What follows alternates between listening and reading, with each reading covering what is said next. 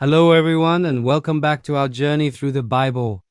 Today, we're diving into a story of epic battles, unexpected faith, and a king who started strong. We're in 2 Chronicles, chapters 13 and 14. So picture this. The kingdom of Israel is split.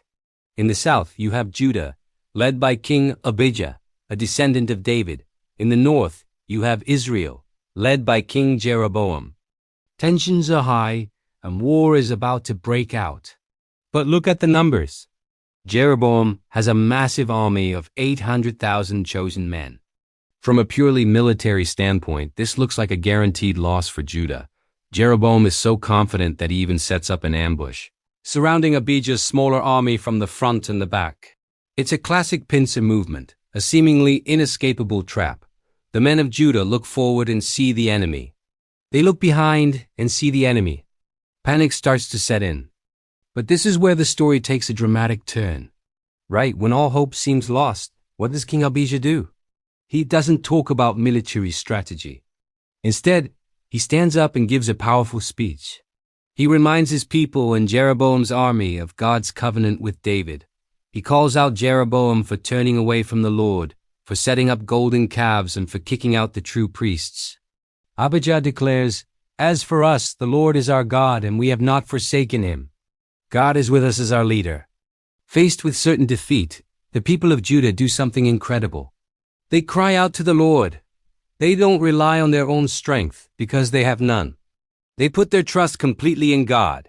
The priests sound the trumpets, and the men of Judah give a great battle cry. And what happens next is nothing short of miraculous. The Bible says God struck down Jeroboam and all Israel. Abijah's tiny, trapped army won a decisive victory, not through their own power, but because they relied on the Lord. It's a powerful reminder that with God, the odds don't matter. After Abijah, his son Asa becomes king. And for the first 10 years of his reign, there is peace in the land. What does Asa do with this time of peace? He doesn't just sit back and relax.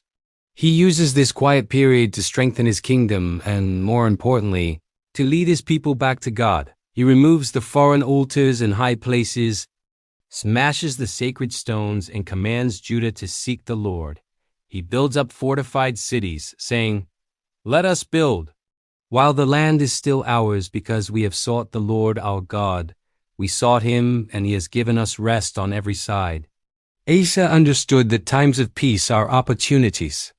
They're a gift from God to prepare, to build, and to deepen our relationship with him before the next storm comes.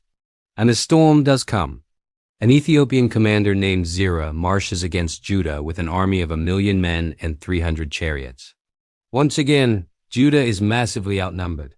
And what does King Asa do? He follows the example of his father. He cries out to the Lord, "Lord, there is no one like you to help the powerless against the mighty. Help us, Lord our God, for we rely on you, and in your name we have come against this vast army. Lord, you are our God. Do not let mere mortals prevail against you." What a prayer! Asa acknowledges his own weakness and God's supreme power. He puts the battle squarely in God's hands. And just like before, God delivers. He strikes down the Ethiopian army, and Judah wins another impossible victory. These 2 chapters are filled with such incredible lessons for us today. When we're facing impossible odds, when we feel surrounded and trapped, where do we turn? Do we rely on our own strength, or do we cry out to God?